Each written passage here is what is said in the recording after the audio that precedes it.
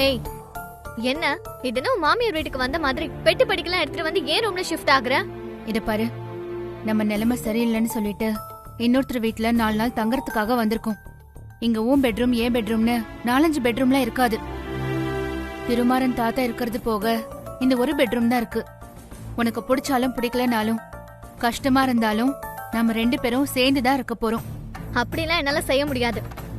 எனக்கு தனியா படுத்தாதான் தூக்கம் வரும். உன்னை பார்த்தாலே கடுப்பாகுது. உன் மூஞ்சிய பார்த்துட்டே இருந்தா கோபத்துல எனக்கு எப்படி தூக்கம் வர சொல்லு? ஹேய், நான் பேசிட்டே இருக்கேன், நீ பாட்டுக்கு போயிட்டே இருக்க.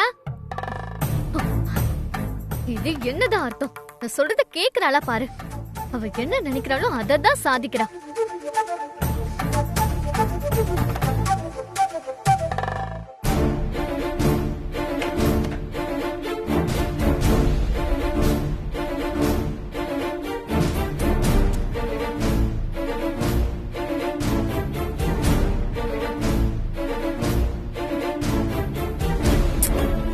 வெண்ணிலா, எனக்கு ரொம்ப பிடிச்ச பாரதியார் கவிதையோட உன்னோட பிறந்த நாள் கொண்டாட்டத்தை ஆரம்பிக்கலாம். உச்சிதனை முகர்ந்தால் கர்வம் ஓங்கி வளருதடி, மெச்சி உனை ஊரார் புகழ்ந்தால் மேனி சிலிர்க்குதடி, கன்னத்தில் முத்தமிட்டால் உள்ளம்தான் கள்ளவெறி கொல்லுதடி, உன்னை தழுவிடிலோ கண்ணம்மா உன்மத்தம் ஆகுதடி.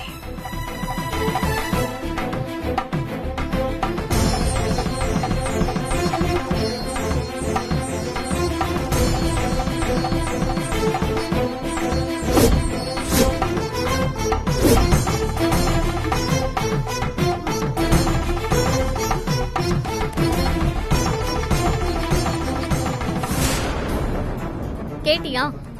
எங்க அப்பா அம்மாவுக்கு ஒருத்தர் மேல ஒருத்தருக்கு எவ்வளவு காதல்னு,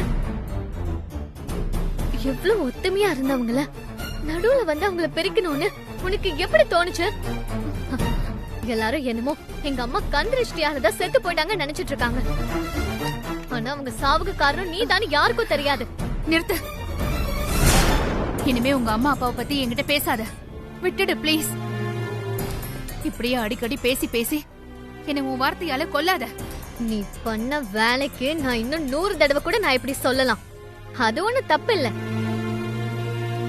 உனக்கு எங்க அம்மா மேல பொறாம. எங்க அம்மாவை கண்டாலே உனக்கு பிடிக்கல. அதனாலதான் நீ அவங்க 2 பேருக்கும் நடுவுல வந்து அவங்கள பிரிச்சுட்ட. ஆமா, நான் தான் சுயநலக்காரி. எனக்கு பேராசை அதிகம், எனக்கு பொறாமையும் அதிகம். நான் தான் உங்க அம்மா அப்பாவுக்கு நடுவுல வந்து அவங்கள பிரிச்சேன். கை எடுத்து கும்பிட்டு கேட்டுக்கிறேன், இனிமே எதுவுமே பேசாத. அவசியம் இல்ல. நானும் இன்னும் 5 மாசம் கழிச்சு இங்க இருந்து உன்னை இப்படி கை எடுத்து கும்பிட்டு தலை முழுகிட்டு நானும் இங்க இருந்து போயிடுவேன்.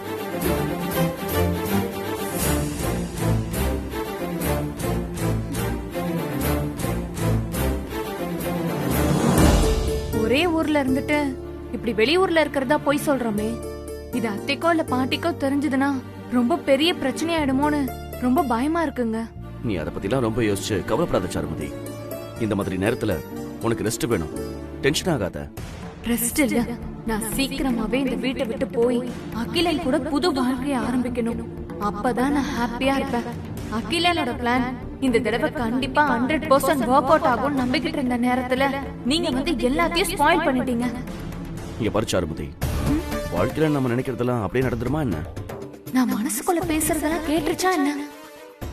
நம்ம இங்க வந்திருக்கோன்னு நாமளா சொல்லாம அம்மாவுக்கு தெரியாது. தாத்தா கூட சொல்ல மாட்டாரு. அதனால நீ கூலாரு, சரியா? சரி, நான் அம்மாவையும் தாத்தாவையும் சாப்பிட கூப்பிடுறேன்.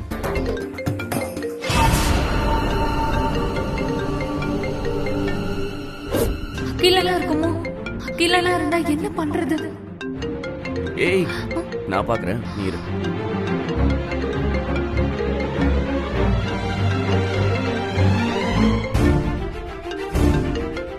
நேரத்துல அகிலன் கால் பண்றான், என்னவா இருக்கும்? தெரியலங்க. இன்னைக்கு திருமாறனுக்கு கண்டிப்பா எங்களை பத்தி தெரியதான் போகுது. கடவுளே, இந்த கண்டத்துல இருந்து சீக்கிரம் காப்பாத்து. ஹலோ அகிலன்.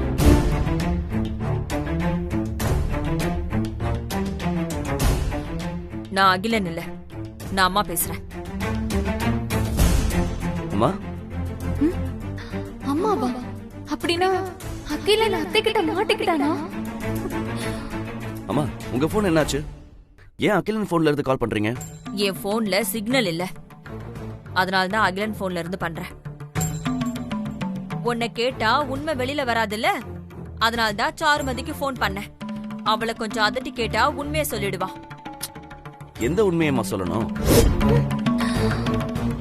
நீங்க எங்க இருக்கீங்க? அது ஹைவேல சாப்பிடறதுக்காக வண்டி நிறுத்திருக்கோமா. ஐயோ தாத்தா,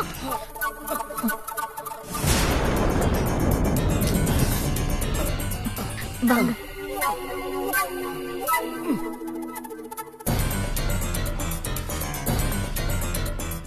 என்னடா உன் கூட சுபத்ராவையும் ஆதிராவையும் கூட்டிட்டு போறியா?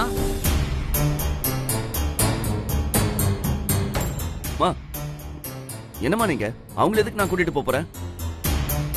அவ குரல் எனக்கு நல்லா தெரியும்டா. அம்மா ப்ளீஸ்மா, சந்தேகப்படுறதுக்கும் ஒரு அளவு இருக்கு. யாரோ ஒரு தாத்தா கீழே விழப்போக அவர் பேத்தி அவரை தாங்கி பிடிக்கிறா, அவ்வளவுதாம்மா. இப்படி நீங்க எல்லாத்துக்கும் சந்தேகப்பட்டா எப்படிமா? நீங்க ரெண்டு பேரையும் கொஞ்சம் நிம்மதியா சாப்பிட விடுங்கம்மா, ப்ளீஸ்மா. திருமாறன் சாருமதியை எங்க கூட்டிட்டு போயிருக்கானோ, எவ்வளவு தூரம் கூட்டிட்டு போயிருக்கான்? எல்லாம் சரியா நடந்திருந்தா இந்நேரம் சாருமதியை நானும் ஒன்னா டிராவல் பண்ணியிருந்திருப்போம். சரி சரி, பாத்து போயிட்டு வாங்க. சில உறவுக்காரங்க கிட்ட எவ்வளவு தூரம் இருக்கணுமோ அவ்வளவுக்கு நல்லது. சரி.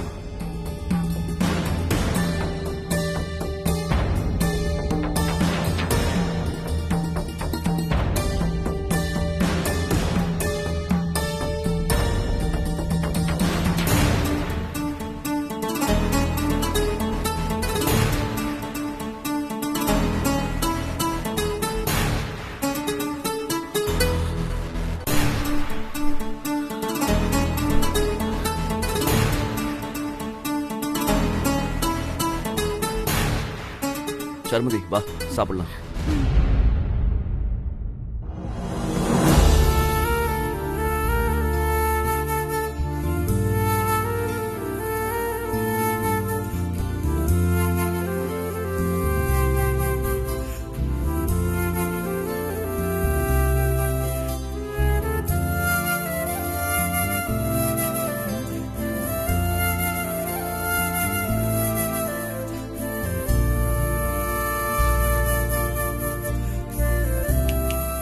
ஹலோ போலீஸ் ஆபீசர், என்ன கண்ணே எமக்காம குறுக்குறன்னு பாக்குறீங்க? ஏதோ இந்த பெரியவரு கீழே விழுந்துட்டு போறாருன்னு புடிச்சுக்கிட்டேன். அதுக்குள்ள நாங்க ரெண்டு பேரும் ஏதோ சொந்த தாத்தா பாட்டின்னு நீங்க உங்க அம்மா கிட்ட சொல்லிட்டு இருக்கீங்க. நான் சொன்னது உண்மைதானே? அம்மா மாதிரி தாத்தா மாதிரி எந்த மாதிரி உறவும் எனக்கு வேண்டாம் சார். என் அம்மா அப்பா ரெண்டு பேருக்குமே சொந்த பந்தம்னு அவங்களுக்கு யாருமே கிடையாது. அவங்கள மாதிரி அவங்க எல்லாம் பெரிய குடும்பத்துல பிறந்தவங்களா இல்ல.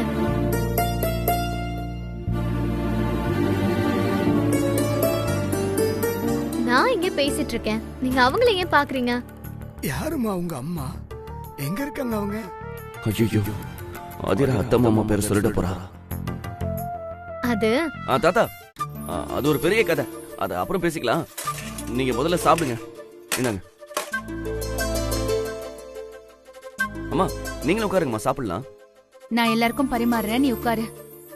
பரவாயில்லம்மா, எல்லாரும் சேர்ந்தே சாப்பிடலாம், உட்காருங்க. பரவாயில்ல, இருக்கட்டும், உட்காரு.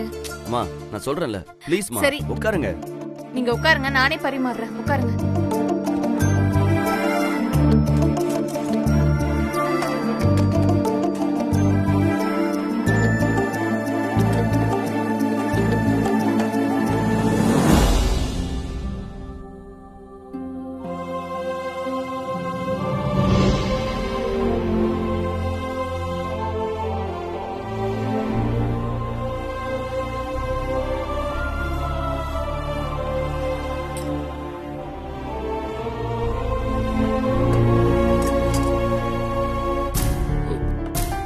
சாரதா,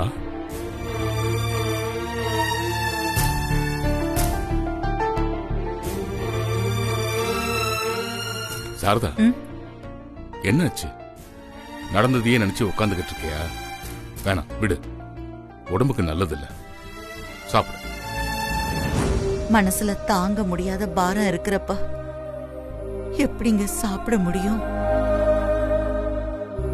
பெத்த பாசத்தை விட வளர்த்த பாசம் பெருசுன்னு எல்லாரும் சொல்லி கேள்விப்பட்டிருக்கேன். ஆனா அதை உன்னை பார்க்கும் போதுதான் உண்மைன்னு புரியுது சாரதா.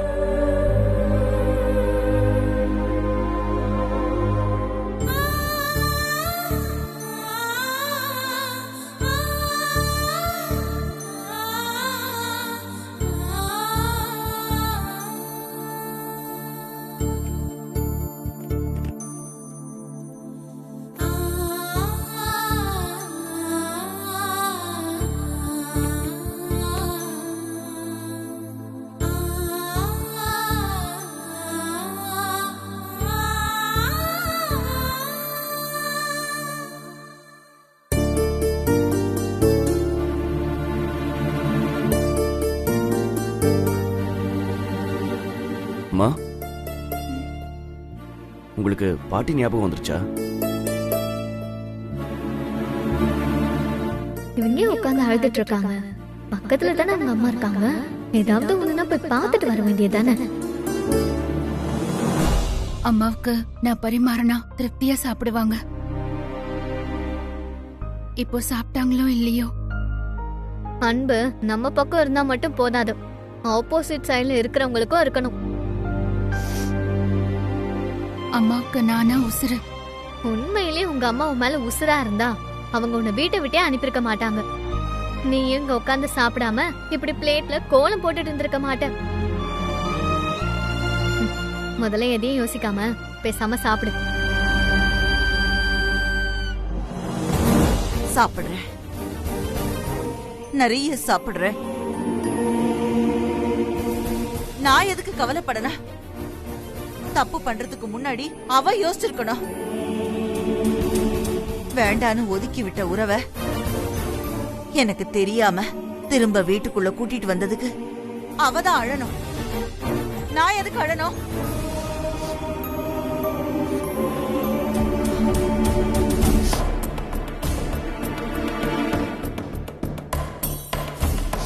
வீட்டை விட்டு அனுப்பும் போது எப்படி இருந்தனோ அதே மாதிரி இப்பவும் என் மனச கல்லாக்கிக்கிறேன். சாப்பிடுறேன் சாப்பிடுறேன். நான் இப்படி எல்லாம் சொல்றேன்னு தப்பா நினைச்சுக்காத. நிஜமாவே உங்க அம்மா சாரதாவுக்கு கல் நெஞ்சுதான். அவங்க ரொம்ப பிடிவாதம் பிடிக்கிறாங்க. நான் புடிச்ச முயலுக்கு 3 காலுங்கிறது தான் அவங்க கணக்கு. ஆமா, நான் கடைசி வரைக்கும் இப்படித்தான். நான் யாருக்காகவும் வருத்தப்பட மாட்டேன். சாப்பிடுறேன்.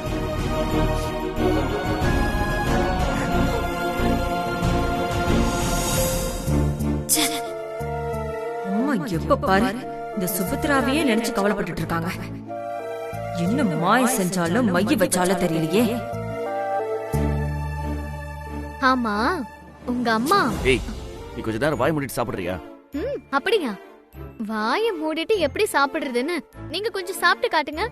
நானும் அதே மாதிரி சாப்பிடுறேன். அன்னைக்கு ரவுடிங்க கிட்ட இருந்து காப்பாத்தனல்ல, ஏன் தப்புதான். பேசாம உன்னை அப்படியே விட்டுட்டு வந்திருக்கணும். ஹலோ, ரவுடினா எனக்கு பயம்னு நினைச்சீங்களா? உங்கள மாதிரி 4 அடி 5 அடிலாம் அடிச்சிட்டு இருக்க மாட்டேன். ஒரே அடிதான். ஆமா ஆமா ஆமா ஆமா, ஒரே அடிதான். உங்ககிட்ட எனக்கு என்ன பேச்சு?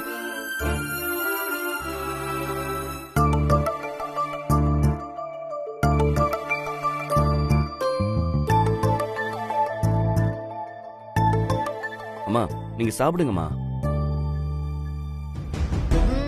ஆமா, நான் காலையில கேட்ட கேள்விக்கு இன்னும் பதில் சொல்லவே இல்லையே. என் அம்மா அப்பா பேர் சொன்ன உடனே உங்க அம்மா எதுக்கு சிவதாண்டவம் ஆடினாங்க?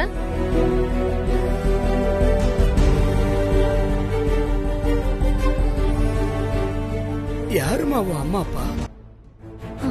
இவரு ஒருத்தர் ஆனா உன குறுக்கால வந்து கேள்வி கேட்டுட்டு இருக்காரு. ஆஹா, எங்க அம்மா அப்பா யாருன்னு சொன்னாலும் உங்களுக்கு தெரியாது தாத்தா. விடுங்க, நீங்களே 18 வருஷமா வீட்டுக்குள்ளே இருக்கீங்க. உங்களுக்கு எப்படி அவங்களெல்லாம் தெரிஞ்சிருக்க போகுது? இந்த சுபத்ராவால தான் அவங்க 2 பேரும் பிரிஞ்சுட்டாங்க. எங்க அம்மா செத்து போயிட்டாங்க. இவ என்ன தத்தெடுத்து கூட்டிட்டு வந்திருக்கா. காரணம் தெரிஞ்சதும் இவள வீட்டை விட்டு அனுப்பிட்டாங்க. இதெல்லாம் உங்களுக்கு புரியவா போகுது? ஷோ.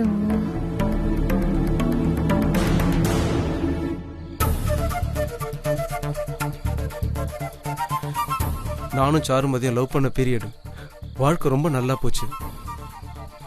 நான் எவ்வளவு சந்தோஷமா இருந்தேன்.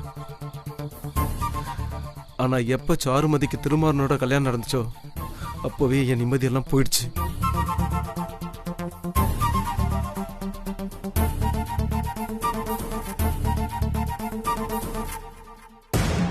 சாருமதி இந்த வீட்டுல இருந்து கூட்டிட்டு போக விடாம தினமும் யாரா ஒருத்தர் முட்டுக்கட்டை போட்டுக்கிட்டே இருக்காங்க.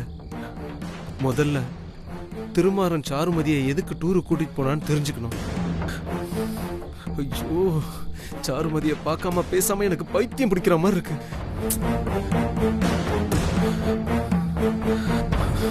நான் இப்பவே சாருமதி கால் பண்றேன்.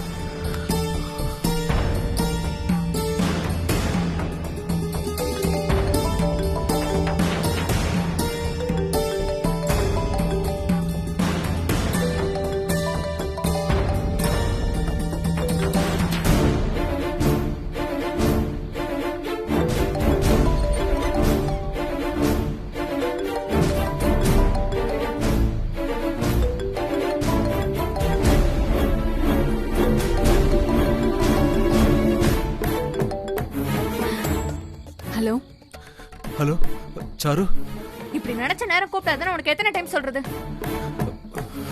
உனதான் மெசேஜ் போடுன்னு சொல்லிருக்கேன்ல. வாட்ஸ்அப்ல ஒரு குட் மார்னிங்கோ இல்ல ஒரு குட் நைட்டோ அனுப்புனா அதை பார்த்துட்டு ஃப்ரீயா இருக்கும்போது கால் பண்ணுவேன்ல. அதை விட்டுட்டு நீ பாட்டுக்கு சடனா கால் பண்ணிட்டு இருக்க. சாரு, உனக்கு மெசேஜ் பண்ணிட்டு ஒரு ரிப்ளைக்கு காத்துக்கிட்டு இருக்கிறது ரொம்ப பதட்டமா இருக்கு சாரு. அப்படி இல்லாம நான் உனக்கு டைரக்டா கால் பண்ணா அட்லீஸ்ட் உன் போன் ரிங்கா வரத கேட்கறதுக்கே ஒரு சின்ன சந்தோஷம் கிடைக்குது. நான் கால் பண்ணும்போது எப்பயாச்சும் ஒரு தடவையாவது நீ அட்டன் பண்ணி பேச மாட்டியான்னு ஆசையில தான் உனக்கு நேரடியாவே நான் போன் பண்ணிடுறேன். I miss you Akila.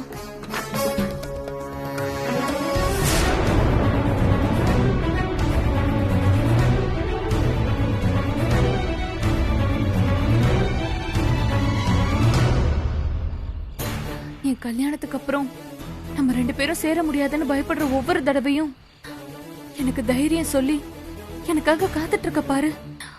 அது எனக்கு ரொம்ப பிடிச்சிருக்கு அகிலா.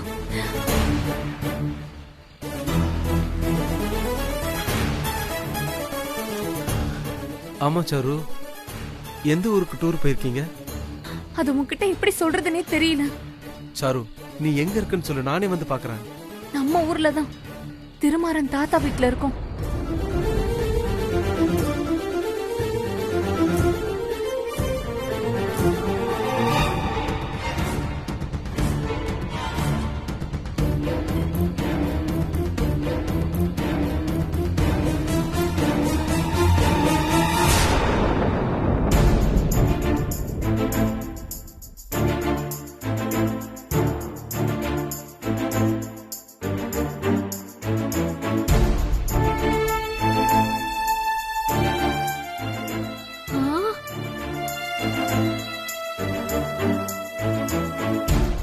இப்பதான் கொஞ்ச நேரத்துக்கு முன்னாடி அவ அம்மாவை பார்க்கணும்னு அழுதுட்டு இருந்தா.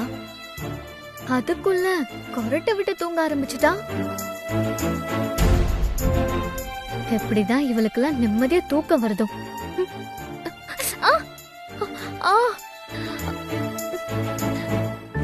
என்ன இந்த ரூம்ல கொசுலாம் இவ்ளோ பெருசு பெருசா இருக்கு?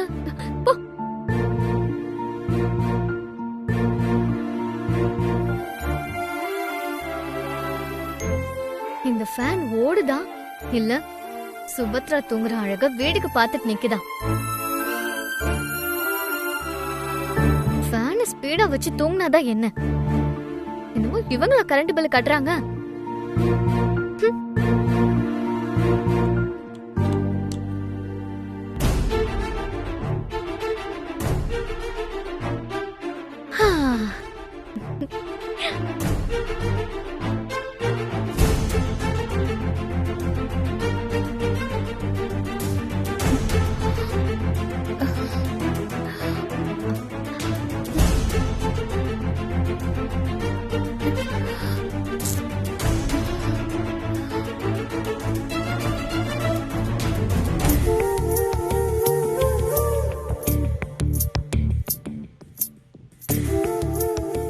என்ன அப்படி பாக்குற? எனக்கு ஃபேனை ஸ்பீடா வச்சு படுத்தாதான் தூக்கம் வரும். ஃபேன் இவ்ளோ ஸ்பீடா வச்சா என்னால இருக்க முடியாது. அதுக்கு என்ன செய்ய சொல்ற? சரி ஓகே, நான் அங்க வரேன். சாரு, நாளைக்கு விடிய காத்தாலுக்குள்ள நாம ரொம்ப தூரம் போயிருக்கணும். சாருமதி,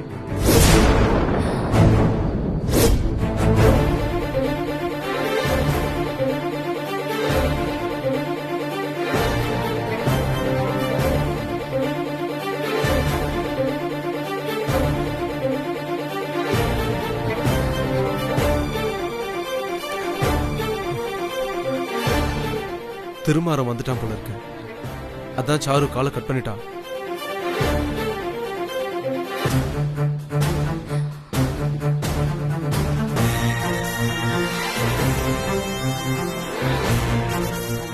எதுக்கு சாருமதி இவ்வளவு டென்ஷனா இருக்க? அம்மா, யாரு கால் பண்ணாங்க?